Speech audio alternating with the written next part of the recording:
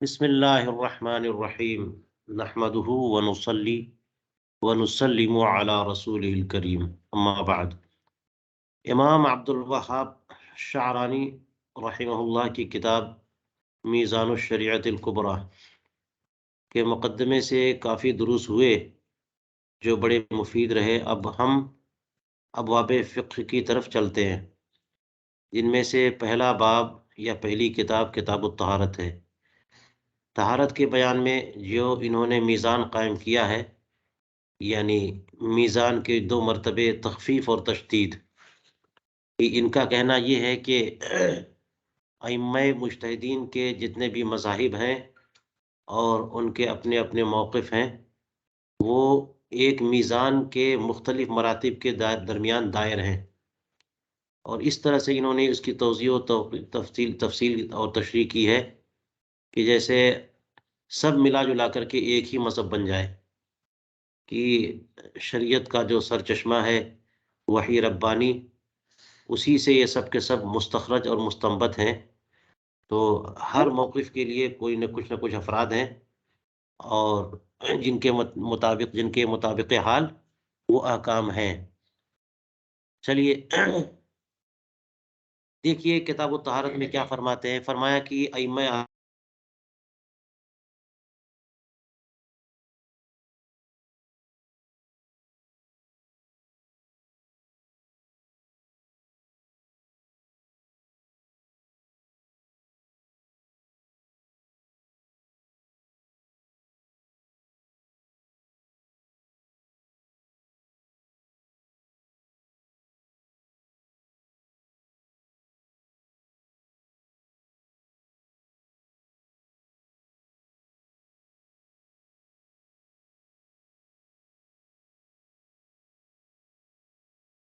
جی آپ لوگوں کو آواز آ رہی ہے؟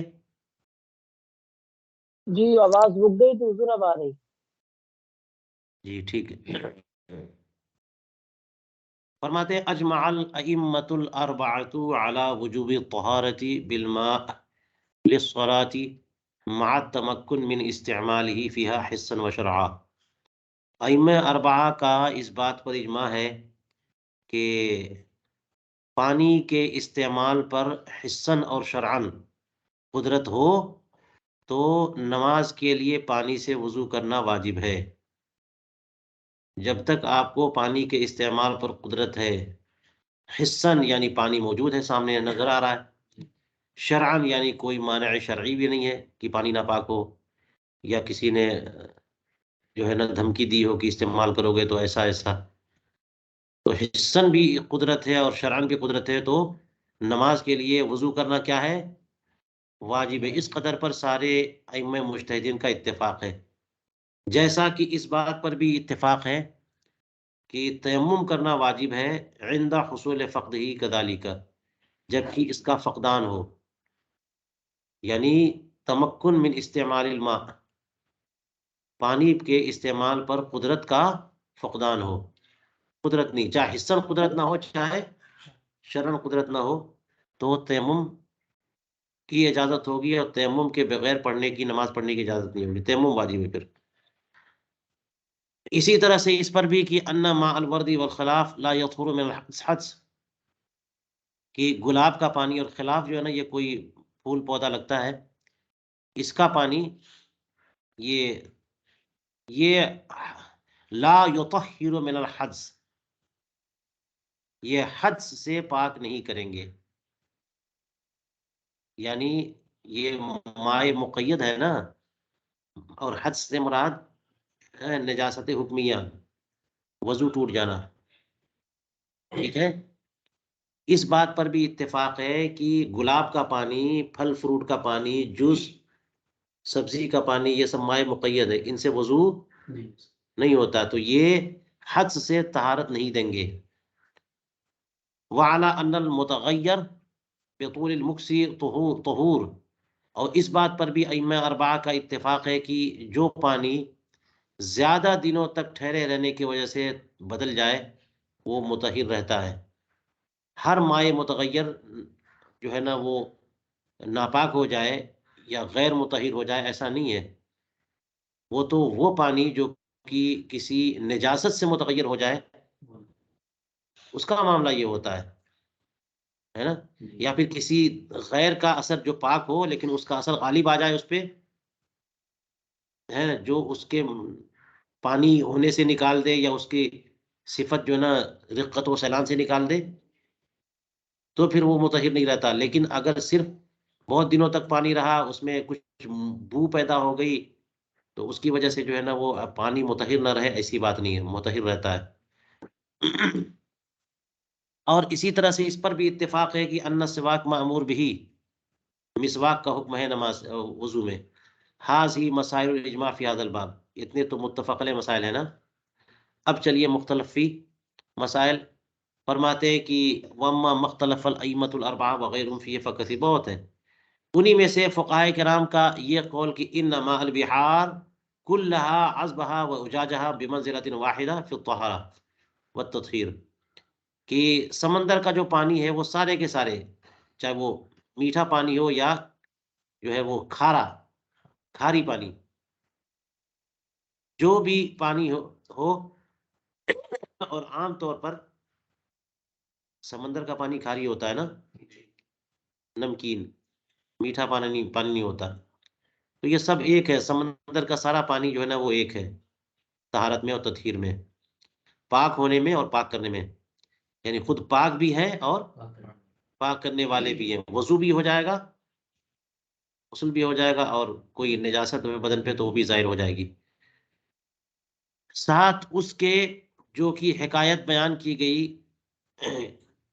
ہے، یعنی جو بیان کیا گیا کہ کچھ فقہائے کرام اس سے وضو کو منع کرتے ہیں، مع ما حکیا ان قوما منعوا الوضوء بماء البحر وقوما اجازوه للضرورت، کچھ فقہا نے سمندر کے پانی سے وضو کو منع کیا، اور کچھ فقہا نے سمندر کے پانی کو سے وضو کی اجازت دی ہے، مگر مجبوراً دی ہے، ضرورت کی بنیاد پہ، کہ پانی اور ساتھ جو پانی لے گئے ہیں وہ استعمال کریں تو پیئیں گے کیا۔ وقوما اجازوا التیمم مع وجود ہی، اور کچھ لوگوں نے سمندر کے پانی کی موجودگی کے ساتھ جو ہے نا تیمم کی اجازت دی ہے، گویا کہ سمندر کے پانی سے وضو نہیں کر سکتے۔ آگے نے اتنے اقوال، ہمارے یہاں یہ ہے کہ سمندر کا پانی پاک ہے، پاک کرنے والا ہے جی، اور اس سے وضو بھی ہو جائے گا، تیمم نہیں کر سکتے۔ تو جب اتنے اقوال آ گئے، فرماتے فل اول مخفف وما بعد مشدد، پہلا والا تخفیف والا قول ہے، بعد والے سارے جو سب کے سب اس میں سختی ہے، کہ پہلے والے میں تو یہ کہہ دیا نا کہ سارا پانی جو ہے نا وہ پاک ہے، طاہر بھی ہے، مطہر بھی ہے، سمندر کا ہر طرح کا پانی، چاہے میٹھا ہو کھاری ہو، ٹھیک ہے۔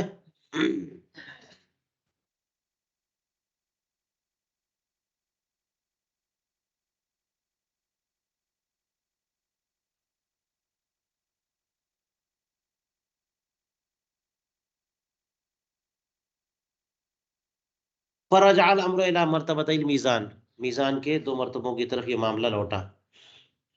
وجہ الاول دیکھ لیجئے، پہلے موقف کی وجہ جو ہے وہ یہ ہے کہ یعنی وہ پہلا موقف کہاں سے اختیار کیا گیا، جس میں یہ تھا کہ سمندر کا سارا پانی جو ہے وہ ہر طرح کا پانی سمندر کا بالکل پاک بھی ہے، پاک کرنے والا بھی ہے، وہ اس آیت کریمہ سے وجعلنا من الماء كل شيء حي، ہر شے کو ہم نے پانی سے ہی زندہ کیا رکھا،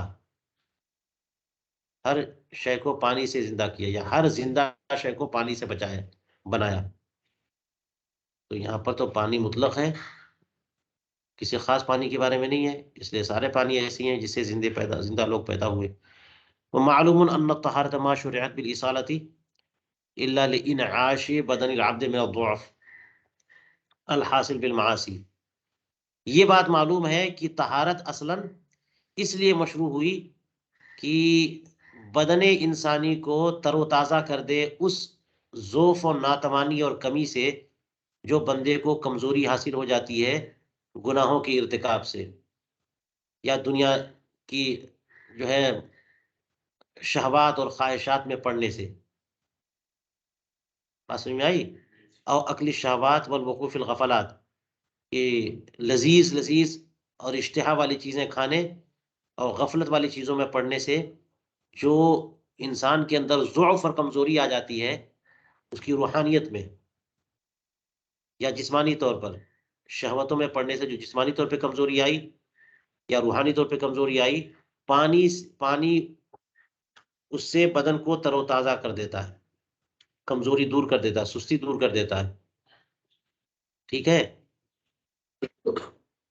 یقوم العبد بعد الطہارت الی مناجات ربہ، تو طہارت کے بعد بندہ اپنے رب کی مناجات کی طرف کھڑا ہوتا ہے اور اپنے رب کی بارگاہ میں حاضر ہو کے مناجات کرتا ہے ایسے بدن سے جو کہ زندہ بدن ہے، بے بدن حی، کہ اب تک وہ جو بدن تھا وہ شہوات اور معاصی کی وجہ سے بہت کمزور اور ناتواں ہو گیا تھا، جیسے کہ مردہ ہو گیا ہو.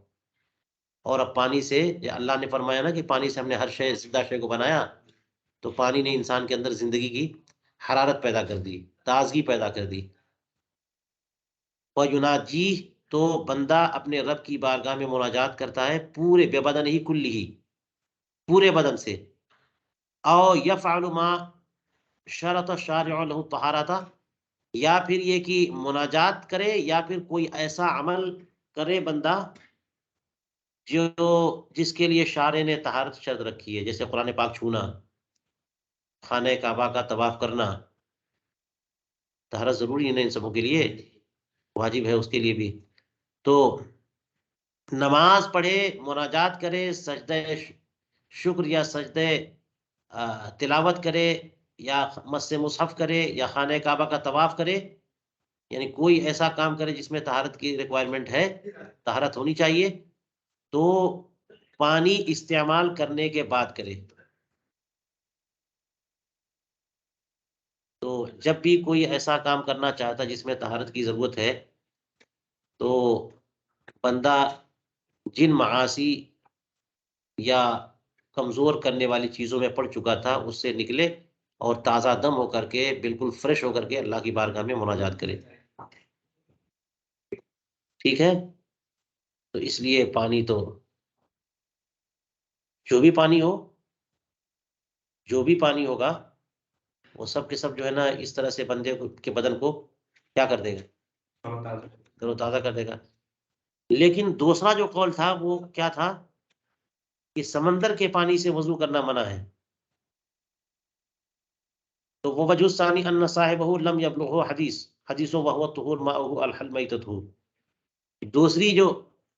دوسرے قول کی جو وجہ ہے وہ یہ ہے کہ اس کے قائل کو یہ حدیث پاک نہیں پہنچی الطہور ماؤہ الحل میتتہ، کہ انہوں نے یہ کہہ دیا کہ نہیں نہیں نہیں نہیں، سمندر کے پانی سے وضو نہیں کر سکتے. تو اس کا مطلب یہ ہوا کہ ان کو یہ روایت نہیں پہنچی، کیونکہ یہ والی روایت تو پہلے والے موقف کو سپورٹ کر رہی ہے نا. حضور کریم علیہ الصلوۃ والسلام کی بارگاہ میں کچھ صحابہ پہنچے اور عرض کیا کہ سمندر میں ہم لوگ سفر کرتے ہیں، اپنے ساتھ کچھ پانی لے جاتے ہیں، اگر ہم وضو اسی سے کریں گے تو عطشنا، تو ہم تو پیاسے رہ جائیں گے، تو کیا ہمارے لیے اجازت ہے کہ ہم سمندر کے پانی سے وضو کر لیں؟ حضور کریم علیہ السلام نے جواب میں فرمایا الطہور ماؤہ الحل میتتہ، کہ سمندر کا پانی پاک کرنے والا ہے، اس کا مردار حلال ہے. تو صراحتاً اس کے پانی کو پاک کرنے والا بیان فرمایا. تو جسے یہ حدیث پاک پہنچ گئی وہ سمندر کے پانی سے وضو کو جائز کہے گا نا، اور جس نے ناجائز کہا اس کا مطلب یہ حدیث نہیں پہنچی. ٹھیک ہے. تو ناجائز کیوں کہا پھر؟ ایک اور روایت کی وجہ سے، جی، مع کون البحر المالح عقیما لا ينبت شيئا من الزرع، یہ عقلی وجہ شامل کر رہے ہیں. اور اصل میں ایک وجہ اور بھی کہ فرمایا ان تحت البحر نارا، یہ سمندر کے نیچے ہی جہنم ہے یا آگ ہے. تو آگ سے چھڑا ہوا پانی ہے یا جہنم سے متصل پانی ہے نا، یا پھر یہ ایک روایت کی یہ میرے غضب کا مظہر ہے. تو سمندر جو ہے نا اللہ تبارک و تعالیٰ کے جلال اور غضب کا مظہر ہے. تو پھر ایسے پانی سے کیسے وضو کریں گے ہم، جہاں اللہ رب العزت کا جلال کا اظہار ہوا ہو یا جہنم سے متصل ہو ہیں؟ یا پھر یہ کہ سمندر کا پانی کھاری ہوتا ہے تو اس کا ذائقہ بدلا ہوا ہے تو مائع مطلق نہیں ہے، پھر وہ کہ بارش کا پانی جیسا ہوتا ہے اس طبیعت پر وہ پانی تب تو پانی مانے، وہ ٹھیک پانی نہیں ہے کیونکہ اس کا ذائقہ ہی کچھ اور ہے، بارش والے پانی کا ذائقہ نہیں ہے اس کا۔ بات سمجھ آئی؟ لیکن بات یہ ہے کہ اگر اس کے اوصاف، سمندر کے پانی کے اوصاف دیکھے جائیں تو وہ اچھا پانی نہیں ہوتا ہے نا، وہ میٹھا پانی بھی نہیں ہوتا ہے۔ فرمایا کہ مع کون البحر المالح، جو نمکین پانی ہوتا ہے سمندر، نمکین سمندر، وہ عقیم ہوتا ہے، 5 کچھ اس سے جو ہے نا افزائش نہیں ہو سکتی ہے، کھیتی نہیں ہو سکتی ہے۔ لا ينبت شيئا من الزرع، کھیتی میں سے کچھ نہیں اگائے گا۔ اور وما لا ينبت، وما لا ينبت الزرع لا روحانیت فی، اور جس پانی میں، جو پانی کھیتی کو نہ اگا سکے اس کے اندر کیا روحانیت ہوگی؟ جب سبزہ نہیں اگا سکتا تو روحانیت کیا دے گا وہ؟ کوئی اس میں بظاہر روحانیت نہیں ہے۔ حتیٰ یونعش البدن، تاکہ وہ بدن کو تر و تازگی دے سکے، اس کے اندر تر و تازہ کرنے کی کوئی صلاحیت نہیں ہے۔ ومع حدیث، اور یہ حدیث بھی ملا لیجیے، تحت البحر نار، کہ سمندر کے نیچے کیا ہے؟ ہاں، ون نار مظہر غضبی، اور آگ جو ہے میرے غضب کا مظہر ہے، یہ روایت بھی ملا لیجیے۔ فلا ينبغي، جب آگ کو اللہ رب العزت کے غضب کا مظہر قرار دیا گیا اور سمندر کے نیچے آگ قرار دی گئی، تو اب بندے کو کیا مناسب ہے کہ ان يتضمخ بما قارب محل الغضب، کہ اس سے اپنے آپ کو ملوث کرے جو کہ غضب ربانی کا محل، تقریباً محل ہے وہ۔ بات سمجھ آئی؟ ثم یقوم، اور پھر ایسی چیز اپنی ذات سے لگائے، آلودہ کرے اپنے چہرے، اپنے جسم کو ایسی چیز سے آلودہ کرے جو ربانی غضب و جلال کا مظہر ہو یا اس کا محل ہو، اور پھر اس کے بعد اپنے رب سے مناجات کرنے کے لیے کھڑا ہوگا۔ یہ بات دونوں سوٹ نہیں کرتی ہیں۔ اس لیے ایسے پانی جو اس کے رب کے جلال کا مظہر ہو، غضب کا مظہر ہو، ہے نا، اس پانی کو استعمال کر کے اللہ کی رضا کے لیے، اللہ کی بارگاہ میں مناجات کے لیے نہیں کھڑا ہونا چاہیے۔ فَهُوَ قَرِيبٌ فِي الْمَعْنَى مِيَاهِ قَوْمِ لُوط، تو یہ جو پانی ہے جس کے بارے میں کہا گیا کہ یہ تو اس کے نیچے جہنم ہے یا آگ ہے، یا یہ جو ہے آگ جو ہے میرے غضب کا مظہر ہے، یہ جو فرمایا گیا، یہ تو اس وجہ سے تو یہ سمندر جو ہے نا اس پانی کے مشابہ ہو گیا جو حضرت لوط علیہ السلام ہیں، قوم لوط علیہ السلام کی قوم کا جو پانی تھا، اس کے بارے میں حرام کر دیا گیا تھا کہ اس پانی سے کوئی نہ پیے، اور حضور کریم علیہ السلام گزرے تو اس پانی کو اس کے استعمال بھی نہیں فرمایا، کھنڈرات سے وہاں سے تیزی سے نکل گئے جب تبوک جا رہے تھے تو۔ فهو قریب فی المعنى من میاہ قوم لوط التي نهى الشارع عن الوضوء منها، کہ جس سے وضو کرنے سے شارع علیہ السلام نے منع فرمایا، ٹھیک ہے؟ تو یہ سمندر کا پانی اس جیسا پانی ہوا کہ نہیں ہوا؟ اس لیے بعض لوگوں نے سمندر کے پانی سے وضو کرنے کو منع فرمایا۔ ومن هنا قدم بعضهم التيمم عليه كما مر، اسی وجہ سے تو بعض لوگوں نے اس سمندر کے پانی سے وضو پر تیمم کو مقدم قرار دیا کہ نہیں، اس سے بہتر ہے کہ آپ تیمم کر لیجئے۔ اور اس وجہ سے کما مر ولیما فی التراب من الروحانیت، کیونکہ مٹی میں تو روحانیت ہے، بذات خود مٹی میں روحانیت ہے، اور پانی میں، یہ والا جو پانی ہے اس میں وہ روحانیت نہیں ہے، اس کا مزہ بھی خراب ہو گیا ہے، اور اس کے بارے میں یہ بھی کہا گیا کہ اس کے نیچے آگ ہے۔ اس وہ عقارۃ الماء، کیونکہ وہ پانی کو جو ہے نا مٹیالہ کرنے والا ہوتا ہے، پانی کا تعلق مٹی سے ہی زیادہ ہوتا ہے، کہ مٹی کے اوپر ہی پانی جو ہے ہوتا ہے، اور اس کی وجہ سے مٹی کی تہ میں جو پانی ہے وہ بالکل کیا ہوتا ہے، گرد آلود ہو چکا ہوتا ہے۔ کما سیاتی بستو فی باب، جیسا کہ اس کی تفصیل آگے آتی ہے۔ چلیے، یہ تو بات ہو گئی سمندر کے پانی سے وضو کرنا کیسا ہے، مختلف اقوال اور مختلف اقوال کی توجیہ۔ دوسرا مسئلہ لیجئے، فرماتے ومن ذالک اتفاق العلماء علی انہ لا تصح الطہارۃ الا بالماء، طہارت صرف پانی سے ہوگی بس، طہارت صرف، اور اس سے مراد جو ہے نا طہارت سے یہاں پر وضو و غسل وغیرہ، طہارت حکمیہ، نجاست حکمیہ سے، ٹھیک ہے؟ تو طہارت کس سے حاصل ہوگی؟ صرف پانی سے، ساتھ حضرت ابن ابو لیلہ کا قول اور الاسم کا قول بے جواز طہارت بسائر انواع المياه، ہر طرح کے پانی سے طہارت جائز ہے، چاہے وہ مائع مقید ہی کیوں نہ ہو، ٹھیک ہے؟ لہذا فرمایا حتی المعتصر من الاشجار ونحوها، درختوں سے اگر کھینچا ہوا پانی ہے، ان کا جوس ہے، ان کے ہے نا معتصر ہے، نچوڑا ہوا پانی، اور اس جیسے جو جوس ہوتے ہیں، یا پھر ماء الورد بھی کہتے ہیں، گلاب کا پانی، تو ان سب سے بھی وضو جائز ہے، حضرت ابن ابی لیلہ کا قول ہے، ائمہ اربعہ اس کے قائل نہیں ہیں، ہے نا، کہ انگور کے پانی سے اور جو ہے وہ سنترا کا جوس نکال لیجئے اور سیب کا جوس نکال لیجئے، یا گنے کا رس ہے، اس سے وضو کریں تو وضو ہو جائے گا، یہ مائع مطلق نہیں ہے، یہ مائع مقید، اس سے وضو نہیں ہوتا، لیکن انہوں نے فرمایا کہ وضو ہو سکتا ہے، تو دو موقف سامنے آ گئے نا، فل اول مشدد والثانی مخفف، تو پہلا والا جو موقف ہے کہ صرف پانی سے وضو ہو سکتا ہے بس،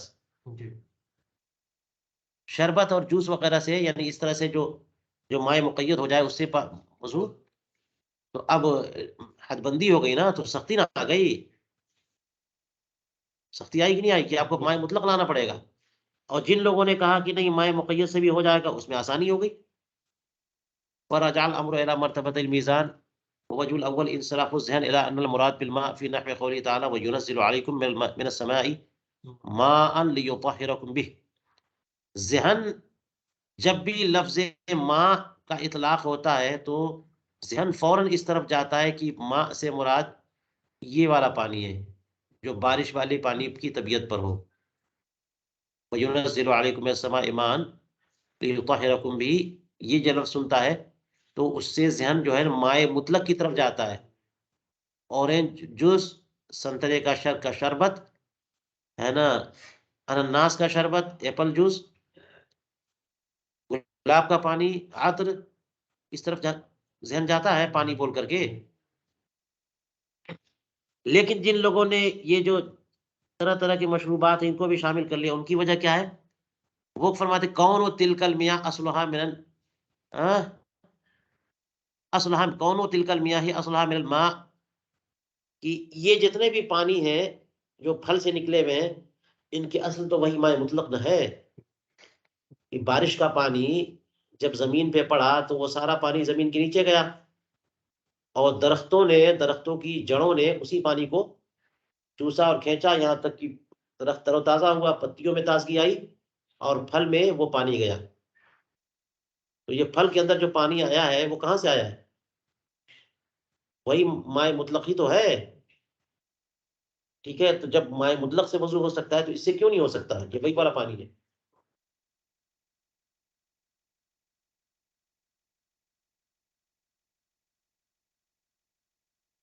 سواء فی ذلک ماء الاشجار والبقول والازہار، یہ سب درخت اور سبزیوں اور پتوں، پھولوں کے پانی سب برابر ہے، فإن اصلہ من الماء الذی تشربت العروق، یہ جڑوں، درختوں کی جڑوں نے جسے پی لیا ہے، کھینچ لیا ہے زمین سے، لیکن ہے تو فرمایا لیکنہ ضعیف روحانیت جدہ، یہ بہت ضعیف روحانیت ہے،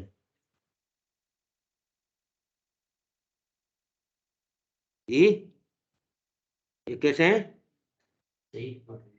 ہاں، روحانیت میں ضعیف ہیں، فلا یکاد ینعش الاعضاء ولا یحییھا، تو یہ اعضاء انسانی بدن کو تر و تازہ کر دیں، اسے زندگی دے دیں، ایسا نہیں ہے، برخلاف مائع مطلق کے، کہ مائع مطلق تو بڑی روحانیت والا پانی ہوتا ہے نا، وہ بالکل تازگی اور زندگی دیتا ہے، اور اسی وجہ سے جمہور علماء نے اسی روحانیت کی کمی کی وجہ سے مائع مقید سے تطہیر کو منع فرمایا۔ دو مسئلے ہو گئے۔ تیسرا مسئلہ، ائمہ ثلاثہ کا قول کہ لا تزال النجاست الا بالماء، نجاست صرف پانی سے ہی زائل کی جا سکتی ہے۔ اب یہ نجاست حقیقیہ کی بات کر رہے ہیں، پیشاب، پخانہ، خون، فلاں فلاں چیزیں اگر بدن پہ یا کپڑے پہ لگ گئے تو ان کا ازالہ کیسے ہوگا؟ امام صاحب فرماتے ہیں کہ نہیں، پانی ضروری نہیں ہے، کوئی بھی مائع سیال ہو جس کے اندر قلع اور قمع کرنے کی صلاحیت ہو، ازالے نجاست کی صلاحیت ہو، تو اس سے پاکی ہو سکتی ہے۔ لہذا جو ہے نا وہ گلاب کے پانی سے کوئی کپڑا دھل دے، اس پہ نجاست لگی تھی اور وہ پانی زائل کر دے اس گندگی کو، پاک ہو جائے گا۔ تو ائمہ ثلاثہ نے کہا کہ کپڑے یا بدن پر ناپاکی لگ گئی ہے تو پانی ہی اسے پاک کرے گا۔ امام صاحب نے کہا کہ نہیں، پانی کے ساتھ ساتھ مائع مطلق کے ساتھ ساتھ مائع مقید بھی اسے پاک کر سکتے ہیں۔ ہر وہ پانی یا ہر وہ سیال مادہ جو ازالہ کر سکے۔ مع قول ابی حنیفہ ان النجاست تزال بكل مائع غیر الادھان۔ امام صاحب نے فرمایا کہ نجاست کا ازالہ ہو سکتا ہے ہر مائع، بہتی ہوئی چیز سے، سوائے تیل کے، کہ تیل بھی تو بہتے ہوئے ہیں مگر تیل کے اندر قلع و قمع کرنے کی صلاحیت نہیں ہے، وہ اور ملوث ہو جائے گا، پھیلا دے گا تیل۔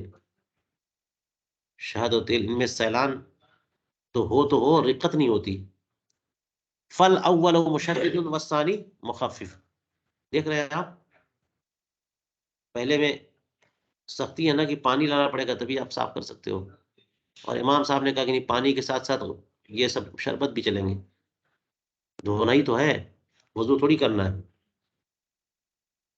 وجہ الاول ان الطہارۃ انما شرعت لاحیاء البدن۔ جو حضرات کہتے ہیں کہ پانی ہی چاہیے پاکی کے لیے، وہ یہ وجہ یہ ہے کہ طہارت بدن یا کوپ کپڑے کی احیاء کے لیے مشروع ہوئی ہے نا۔ یہ بدن جو ہے نجاست لگ جانے سے بدن جو ہے گویا کہ مردہ ہو گیا تھا، خراب ہو گیا تھا، اس کو صاف کرنا ہے، زندگی دینی ہے اسے، ٹھیک ہے؟ تو یہ کپڑے کا بھی مسئلہ بھی ہے اور بدن کا بھی۔ فل بدن و اصل والصوب بحکم الطبیعتی ومعلوم ان المائع، اور یہ بات معلوم ہے کہ سیال مادہ جو ہوتا ہے وہ ضعیف الروحانیت ہوتا ہے، پانی جو ہے وہ قوی الروحانیت ہے۔ کہ اللہ تعالیٰ نے پانی کے بارے میں فرمایا کہ ہم نے آسمان سے پانی نازل فرمایا، اس سے ہر زندہ شے کو پیدا کیا، اتنی طاقت و قوت ہے پانی میں، ٹھیک ہے؟ اور یہ سب ضعیف الروحانیت ہے۔ یہ لا یکاد یحیی البدن، یہ بدن کو کیا زندگی دیں گے، اور نہ تزکیہ کریں گے بدن کا، نہ صاف کپڑے کو صاف کریں گے۔ فإن القوة التي كانت فيه، کہ ان پانیوں میں جو شربت کی بات ہے، مشروبات کی بات ہو رہی ہے، گلاب کا پانی ہے یا پھلوں کا پانی ہے یا سبزیوں کا پانی ہے، تو جو قوت ان میں تھی وہ سب تو ختم ہو گئی۔ قد تشربت العروق، درختوں کی رگوں نے اسے پی لیا ہے، پانی لیا اور اس کو پانی کے اندر جو زبردست قوت والی چیزیں تھیں وہ درختوں نے، پتیوں نے، پھلوں نے سب لے لیا ہے اس کو، اور وہ پانی کچھ اور اب بن گیا ہے، اپنا اس میں کچھ ڈال دیا اور اس کی چیزیں لے لی ہیں۔ وخرج بہ الاقسام کے بجائے اغصان، ہاں الاقسام، اور اغصان اور اوراق یعنی درختوں کی ٹہنیوں اور پتوں اور پھولوں اور پھلوں نے سب کو اس پانی کو اس طبیعت سے نکال دیا ہے، ٹھیک ہے؟ اس لیے اس کے اندر وہ مادہ نہیں ہے۔ وہ وجہ ثانی، یعنی اس کی روحانیت قوی نہیں ہے۔ اور جو دوسرا موقف ہے کہ نہیں، جس میں تخفیف ہے کہ صرف پانی کی ضرورت نہیں ہے بلکہ صرف پانی ہی ضروری ہو ایسا نہیں ہے، بلکہ کوئی بھی سیال اور مائع ہو اس سے ازالہ نجاست ہو سکتا ہے. اس کی وجہ کون المائع المعتصر من الاشجار مثلا فيه روحانیت ما على كل حال. آپ نے روحانیت کی بات کی ہے، درختوں سے جو پانی نچوڑا جاتا ہے یا جو بھی مائع نچوڑا جاتا ہے اس میں روحانیت کم ہے یہ مانتے ہیں، لیکن کچھ تو روحانیت ہے، کچھ تو ہے کہ نہیں ہے.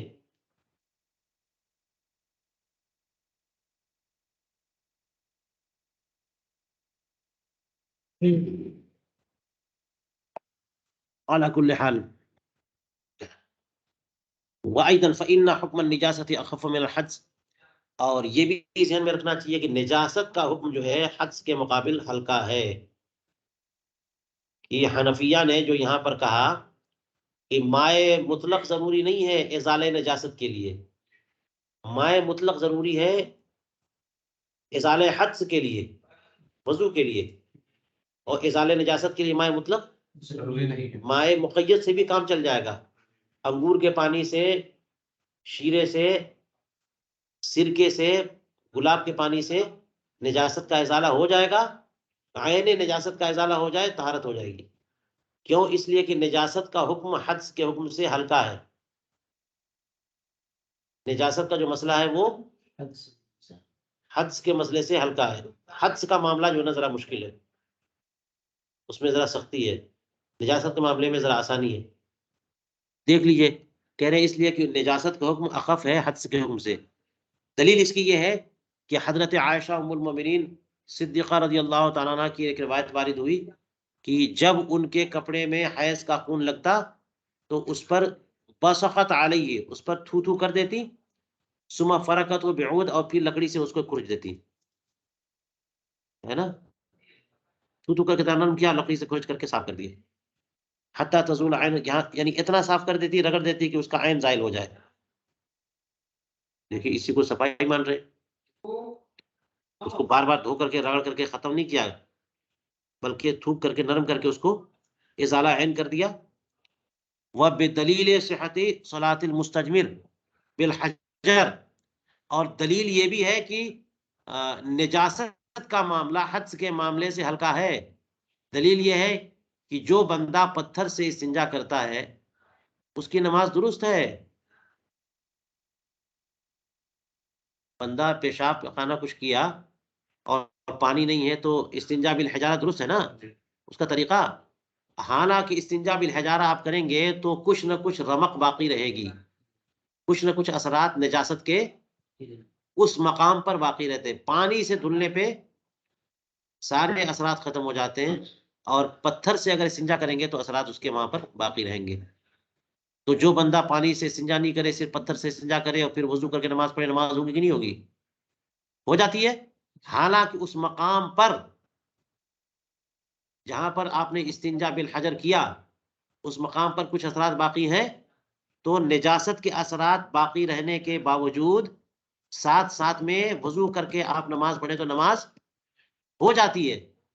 لیکن کیا یہی تقریر آپ جو ہے نا حدث کے بارے میں بھی کر سکتے ہیں کہ وضو جتنا کرنا ہے ان میں سے سارے اعضاء سب حصہ دھو دیا اور بس تھوڑا سا حصہ کہیں انگلی کا برکہ باقی ہے، اس پر وضو نہیں ہوا، اس پر پانی نہیں باقی، وضو ہو جائے گا؟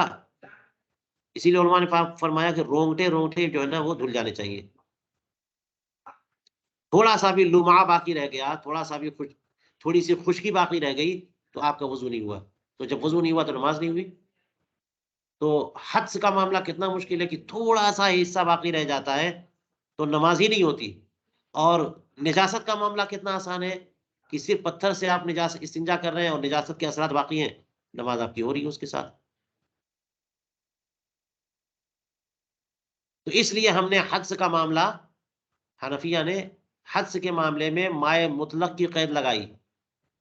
اس کا معاملہ بہت سخت ہے، تھوڑا سا بھی باقی رہ جاتا ہے نماز نہیں ہوتی ہے. تو مائع مطلق چاہیے، شربت وغیرہ سے وضو نہیں ہوگا، سرکے سے وضو نہیں ہوگا، گلاب کا پانی سے وضو نہیں ہوگا. اور نجاست کے ازالے کی جہاں تک بات ہے تو یہ تخفیف ہوتی ہے اس میں، تو سرکے سے دھل دو.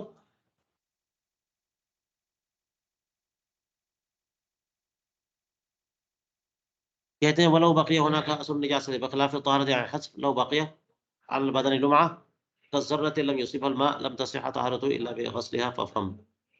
ٹھیک ہے، یہاں تک حدس کے سے طہارت کے برخلاف کہ بدن پر ایک لمعہ، تھوڑی سی خشکی بھی باقی رہ جائے، ایک ذرے کے برابر جسے پانی نہ پہنچا ہو، تو طہارت درست نہیں، تو نماز نہیں جب تک کہ آپ دھل نہیں لوگے. ایک اور قول لے لیجئے، ائمہ ثلاثہ کا ارشاد کی مائع مشمس سے طہارت مکروہ ہے. امام شافعی کا قول اور ائمہ ثلاثہ کا کہ مائع مشمس سے طہارت مکروہ نہیں ہے، بعدم کراہیت استعمال الماء المشمس. مائع مشمس سے یعنی دھوپ میں، دھوپ زدہ پانی سے، جو پانی دھوپ میں گرم ہوا اس گرم پانی سے طہارت کرے، حاصل کرے، کوئی وضو کرے تو وضو ہوگا کہ نہیں ہوگا. ائمہ ثلاثہ فرماتے ہیں کہ وضو ہو جائے گا بغیر کراہت کے. امام شافعی فرماتے ہیں کہ اس میں کراہت ہے. لیجیے تو پہلے میں تخفیف ہو گئی نا، کہ ٹھنڈا پانی، گرم پانی، یہ وہ جو آگ، جو پانی دھوپ میں جل رہا ہے اس سے کوئی بھی پانی، وہ پانی بھی استعمال کے لیے آسانی ہو گئی. اور جو لوگ کہتے ہیں کہ مائع مشمس وضو سے استعمال سے وضو کرنا مکروہ ہے، تو اب سختی ہوگی نا کہ وہ والے پانی استعمال نہیں کریں آپ. وجہ الاول عدم و صحت دلیل فی، جنہوں نے یہ کہا کہ مائع مشمس سے وضو کرنے میں کوئی کراہت نہیں ہے، ان کی وجہ یہ ہے کہ اس میں کوئی دلیل مرتبہ صحت کو نہیں پہنچی. کہ اگر مائع مشمس قوم کو، ملت کو، امت کو نقصان پہنچاتا تو حضور کریم علیہ الصلوۃ والسلام خوب وضاحت کے ساتھ اس کو بیان کر دیتے، اگرچہ ایک ہی حدیث پاک میں کیوں نہ ہو. اور اس سلسلے میں جو اثر ہے حضرت عمر فاروق رضی اللہ تعالیٰ سے، وہ بہت بہت کمزور ہے، تو معاملہ اباحت پر ہی رہے گا.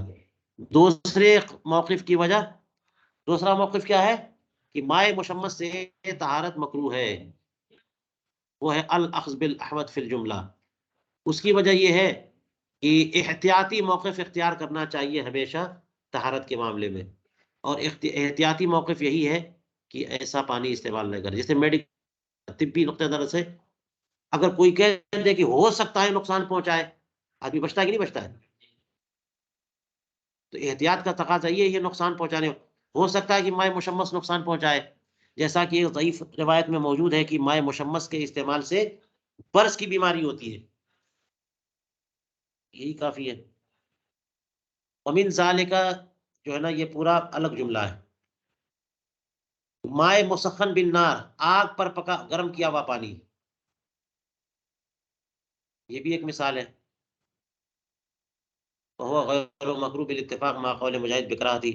سارے ائمہ اربعہ کا یہ قول ہے کہ مائع مسخن بالنار سے وضو کرنا کوئی حرج نہیں ہے، لیکن امام مجاہد کا قول کیا ہے؟ بولو، کراہت کا.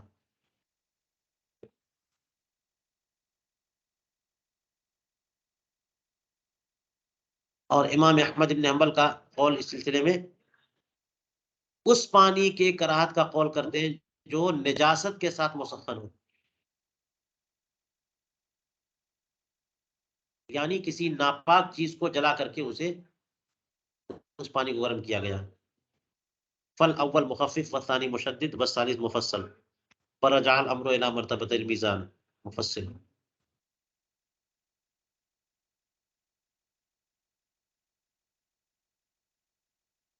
اچھا چلیے، ووجه الاول عدم وجود نص من الشارع فيه، ووجه الثاني ان النار مظهر غضب لا يعذب الله بها الا العصاة، فلا ينبغي لعبد ان يتضمخ بها بما تاثر بها، لا سيما ان سخن بالنجاسة ففهم.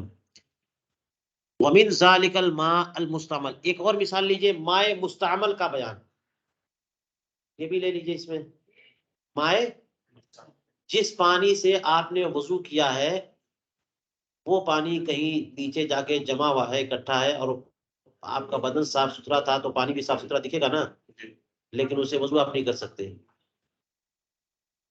ٹھیک ہے نا؟ تو اس سلسلے میں مائع مستعمل کے سلسلے میں ائمہ مجتہدین کے کیا مذاہب ہیں؟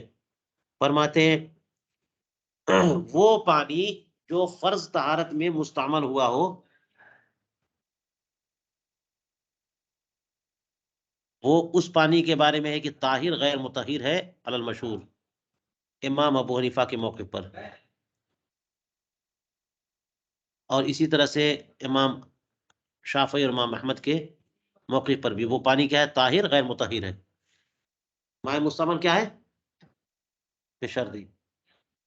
اور ایک روایت امام ابو حنیفہ کی ہے کہ انہ نجس، ٹھیک ہے، ایک قول امام ابو یوسف کا بھی ہے، امام مالک کے قول کو ساتھ ملا لیجئے کہ وہ مطہر بھی ہے۔ تو تین موقف تو صاف صاف آ گئے نا، ایک تو یہ کہ طاہر ہے لیکن مطہر نہیں ہے، اور دوسرا قول کیا گیا کہ طاہر نہیں ہے بلکہ نجس ہے، اور تیسرا قول امام مالک کا کہ طاہر بھی ہے مطہر بھی ہے، نجس نہیں بلکہ مطہر بھی ہے، وضو بھی ہو سکتا ہے۔ تو اب تین قول، فل اول مشدد وقول مالک مخفف، تو پہلے میں تو بڑی سختی ہے نا، پہلے میں تو سختی ہے کہ پاک تو ہے لیکن وضو آپ نہیں کر سکتے اس سے، تو مائع مستعمل کے بجائے مائع مطلق لانا پڑے گا، مائع غیر مستعمل، مائع مستعمل کو استعمال نہیں کر سکتے، تو سختی ہوئی نا۔ اور امام مالک اسے کہتے ہیں کہ آپ استعمال کر سکتے ہیں، تو تخفیف ہو گئی، ہے نا۔ فرجع الامر الى مرتبۃ المیزان۔ اچھا، اول میں اگر دوسرا والا قول لے لیں امام ابو حنیفہ والا، کہ امام ابو حنیفہ کے نزدیک قول کیا ہے کہ نجس ہے، تو وہ بھی اول میں آ گیا، بڑی تخفیف ہے، کہ بڑی تشدید ہے، اس میں سختی ہے کہ مائع مستعمل تو ناپاک ہے، پاک ہی نہیں ہے تو اس سے کیسے وضو ہوگا۔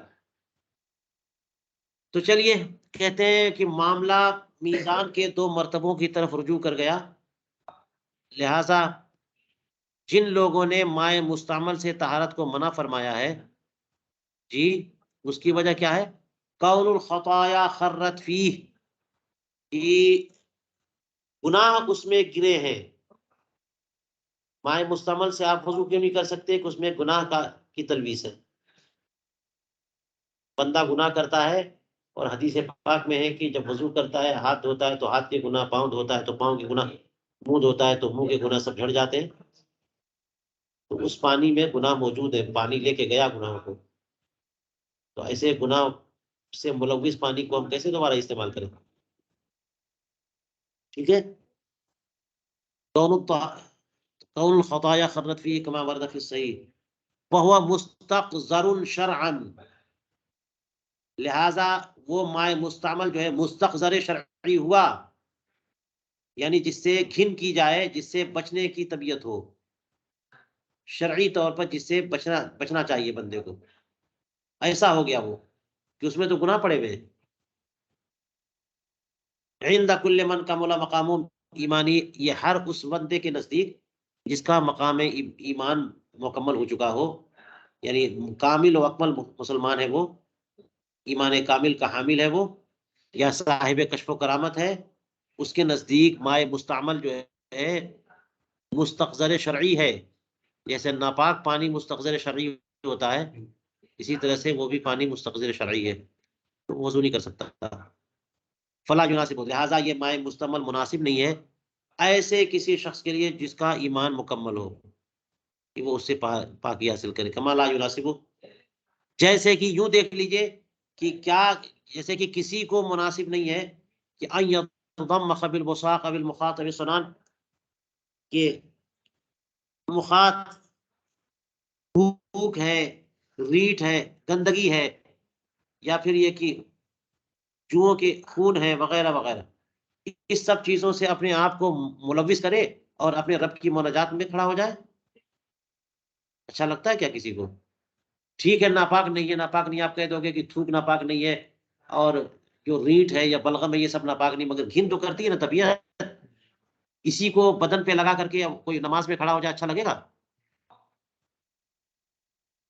نہیں۔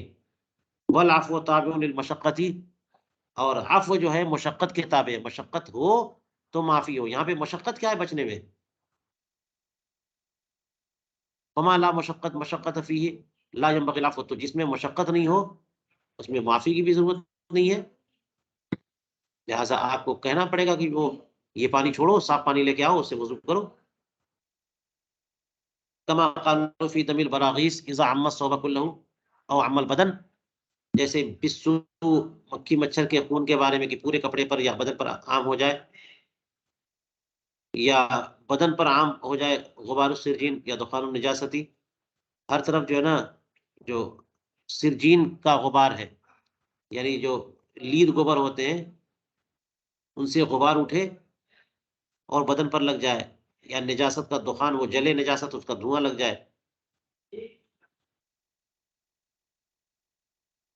تو پورے کپڑے پہ لگ جائے یا اکثر حصے پہ لگ جائے، انہ لا یعفی عنہ، اس کی معافی نہیں ہے. تو چلیے یہ تو ان لوگوں کی بات ہو گئی جو یہ کہہ رہے تھے کہ مائع مستعمل سے وضو نہیں کر سکتے. جو لوگ کہتے ہیں کہ کر سکتے ہیں ان کی وجہ فرماتے تصح الطہارۃ بالماء المستعمل فی فوض الطہارۃ، میرا پورا اچھا ہے. جنہوں نے یہ کہا ہے کہ مائع مستعمل سے وہ پانی جو فرض طہارت میں استعمال کیا ہوا ہے اس سے وضو اگر کرنا چاہے تو وضو ہو جائے گا. اس کی وجہ یہ ہے کیا، کون القدر الذي حصل في الماء من خروج الخطايا امرا غیر محسوس لغالب الناس، جس گندگی کی آپ بات کر رہے ہیں کہ پانی میں لوگوں کے گناہ پڑے ہوئے ہیں، وہ قذر، وہ گناہ، وہ خرابی وہ محسوس ہے، وہ امر محسوس تو نہیں ہے نا. تو جب امر غیر محسوس ہے تو امر غیر محسوس کا کیا ہے اعتبار؟ اعتبار تو امر محسوس کا ہوتا ہے. وہ قذر جو اس پانی میں ہے یعنی خرور خطایا، یہ امر غیر محسوس ہے لغالب الناس، اور بندوں سے مطالبہ اسی چیز کا ہوتا ہے جس کو وہ دیکھ سکیں، محسوس کریں. جس چیز کا احساس ہی نہیں ہے بندوں کو، اس کا مطالبہ ہوگا کہ تم وہ کام کرو جو دیکھ نہیں رہے ہو، ایسا نہیں ہوگا. فمن منع الطہارۃ به للمؤمن فهو تشدید، تو جن لوگوں نے مائع مستعمل سے مسلمان کو طہارت حاصل کرنے سے منع کیا وہ سختی کا معاملہ ہے، اور جنہوں نے جائز قرار دیا وہ تخفیف ہے. تو پہلا والا موقف اہل کشف و کرامت علماء و صالحین کے ساتھ خاص ہے، اور دوسرا والا عامت المسلمین کے ساتھ ہے. اس سے اگر اس بات کو لے لیا جائے تو تمام حنفیہ جو ہیں اصحاب کشف و کرامت ہو گئے. جی چلیے، بہرحال اس میں ایک قول بیچ والا یہ بھی تو آ گیا تھا کہ وہ نجس ہے. نجس والا کہتے ہیں ووجہ من قال ان المستعمل المذکور نجس سواء كانت نجاست مغلظہ او مخففہ.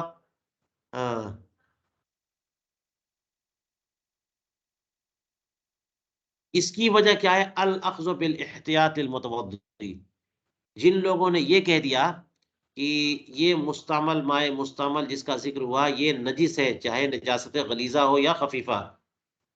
اس قول کی وجہ کیا ہے، الاخذ بالاحتیاط للمتوضی، مثال کے طور پر جو وضو کرنے والا بندہ ہے اس کے لیے احتیاط کا دامن تھامتے ہوئے کہ معاملہ طہارت کا ہے تو اس میں احتیاطی موقف اختیار کرنا چاہیے، اور احتیاط کا تقاضا یہ ہے کہ اس پانی کو نجس کہا جائے اور اس سے بچا جائے.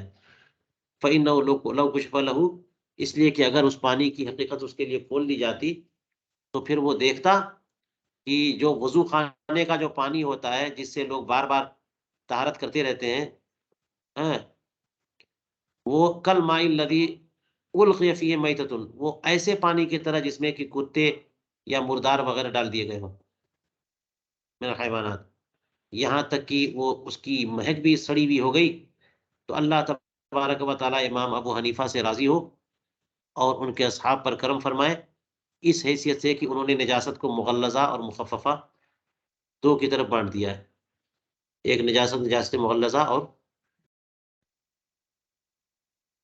بِأَنَّ الْمَعَاصِي لَا تَخْرُجُ عَنْ كَوْنِهَا كَبَائِرَ وَصَغَائِرَ. یہ دیکھیے کتنی اچھی توجیہ کر رہے ہیں. اس کا مطلب یہ کہ اور لوگوں نے یہ فرق نہیں کیا ہے اور امام ابو حنیفہ نے نجاست کو 2 حصوں میں بانٹ دیا، مغلظہ اور مخففہ، اور توجیہ یہ کہ معاصی کی وجہ سے یہ سب ہوتے ہیں، تو معاصی میں کبائر بھی ہیں اور صغائر بھی ہیں، تو معاصی خارج نہیں ہے اس بات سے کہ وہ کبائر ہوں اور صغائر ہوں۔ فمثال غسالۃ الکبائر، تو کبائر جو کبیرہ گناہ ہیں ان کے غسالے کی مثال ایسی ہے جیسے کہ مردار کتا یا اس کا پیشاب، اور صغائر کے غسالے کی مثال ایسی ہے جیسے کہ کتے کے علاوہ کوئی اور جانور جو ماکول اللحم ہو یا غیر ماکول اللحم ان کا مردار۔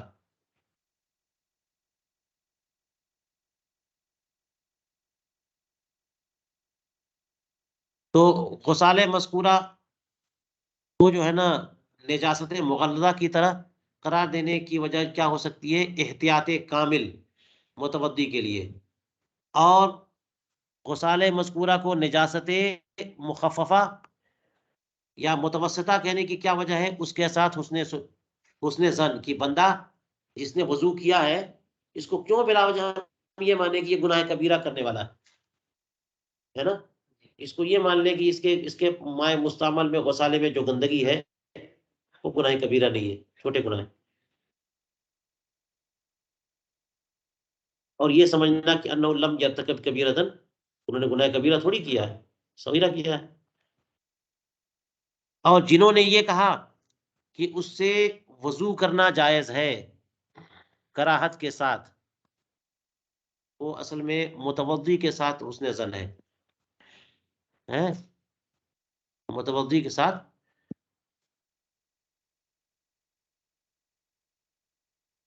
اس حسن ظن سے بڑھ کر، کہ پہلے والا حسن ظن میں یہ تھا کہ گناہ کبیرہ اسے نہیں کیا بلکہ گناہ صغیرہ کیا ہے، اب کہہ دیا تیسرا والا قول کہ اس سے جو ہے نا وضو کر سکتے ہیں، یہ اور بات ہے کہ وضو مکروہ ہوگا، تو اس میں گناہ صغیرہ سے بھی کم کیا ہے نا، کہ یہاں پر حسن ظن اس متوضی کے ساتھ اس حسن ظن سے بڑھ کر ہے، اور وہ یہ ہوگا کہ انہ لم یرتکب کبیرۃ ولا صغیرۃ، اس بندے نے نہ تو کبیرہ کا ارتکاب کیا نہ صغیرہ، اس سے تو بس کوئی خلاف اولا کام ہو گیا ہے یا مکروہ کام ہو گیا، تو اس کی مثالیں بھی دی انہوں نے۔ ومثال الاول میتۃ البعوض، ومثال خلاف الاولى میتۃ الوراغیث والثعبان، ومثال ذلك لا يؤثر في الماء تغیر يظهر لنا في العادة۔ چلیے کہتے ہیں کہ وسمعت سیدی علی الخواص رحمہ اللہ تعالی،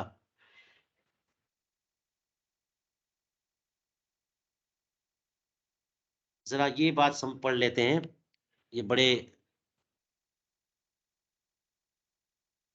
زبردست مقام والے بزرگ ہیں، سیدی علی خواص، اصحاب کشف و کرامت اور معرفت والے۔ یہ کیا فرماتے ہیں کہ جان لو کہ طہارت اصلاً اس لیے مشروع ہوئی کہ انسانی اعضاء کو نظافت اور حسن و تقدس زیادہ بڑھ جائے، انسانی بدن کو خوب پاکی صفائی ستھرائی اور خوبصورتی اور تقدس مل جائے، ظاہراً بھی اور باطناً بھی۔ والماء الذی، اور وہ پانی جس میں کہ گناہ نکل چکے ہیں، حسن اور کشفن اور تقدیرن و ایمانن، کیا ان سے یہ فائدہ حاصل ہوگا؟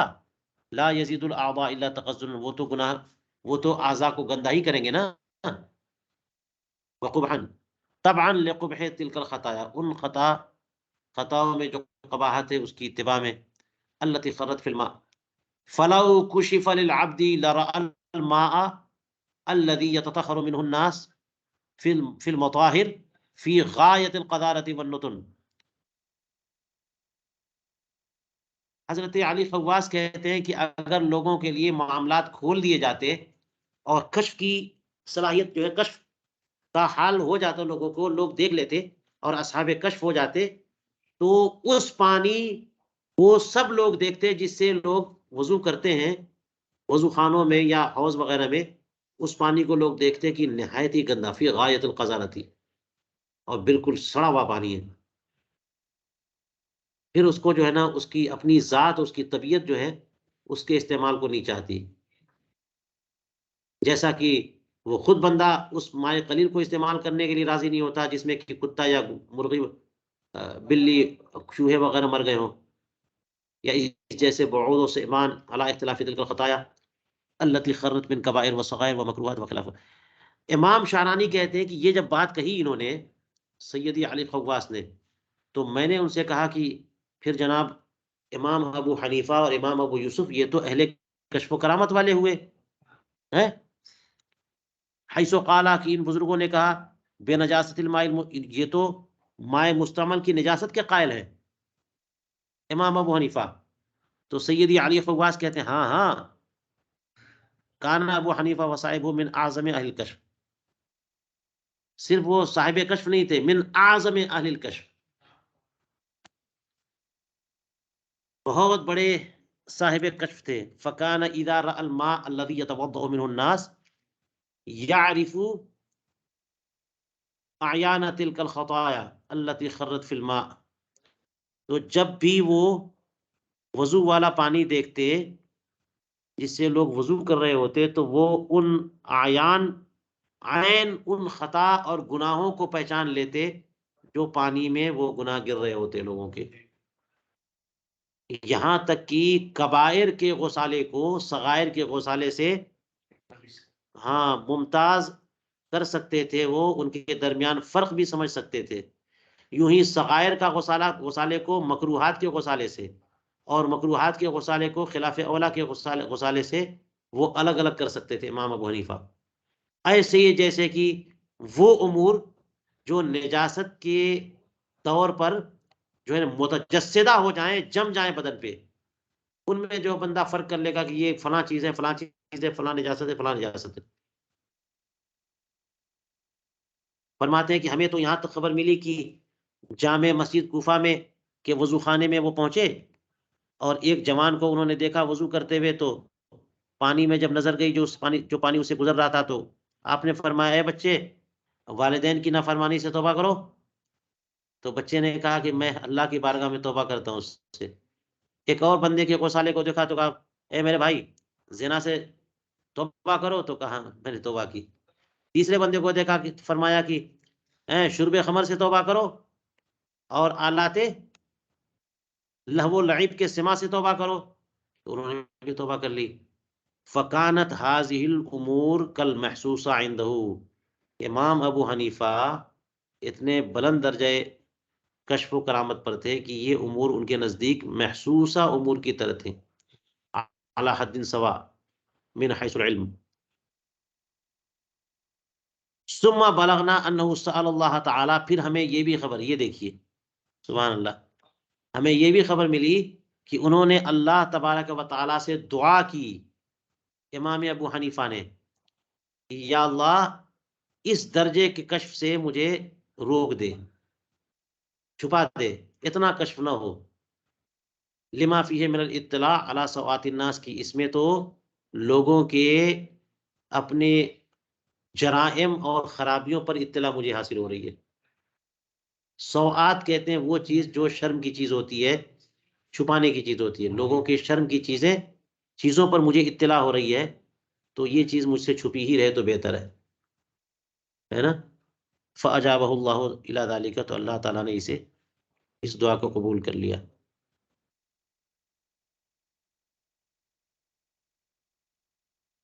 تو یہ پتا چلا کہ امام کے کشف کے حال میں ان کا قول مائع مستعمل کے تعلق سے وہ اصل میں تابع تھا لما جرا ہو، جو کچھ وہ دیکھتے تھے محسوس کرتے تھے اس کے مطابق وہ کہتے تھے. ہاں لہٰذا کبھی انہوں نے کہا کہ نجس ہے مغلظہ مائع مستعمل، کبھی کہا کہ مخففہ ہے، کبھی کہا کہ طاہر ہے مطہر نہیں ہے. تو وہ اسی طور پر کہ جس درجے کا گناہ انہوں نے دیکھا، کبائر ہوں یا صغائر ہوں یا مکروہات ہیں خلاف اولا، لا انہ کان یوم یہ نہیں ہے کہ امام ابو حنیفہ نے سارے مائع مستعمل کو ایک درجے میں نجس قرار دے دیا ہو. کل ماء خر من المطهر علی حد سواء، نہیں، کما قد يتوهمه بعض مقلدیہ. فأین غسالۃ الزنا واللواط وشرب الخمر وحقوق الوالدین واکل الرشا والدیاثة والسعایہ ونحو ذلك من غسالۃ النظر الاجنبیہ. یہ سب تو کبائر ہے نا. یہ ان سبوں کا غسالہ کہاں، اور یہ صغائر ہے اجنبیہ کی طرف نظر اور قبلہ اور بری بات پر وعدہ اور غیبت میں پڑھنے وغیرہ جیسی چیزیں، ان سب کا غسالہ کہاں اور اس کا غسالہ کہاں؟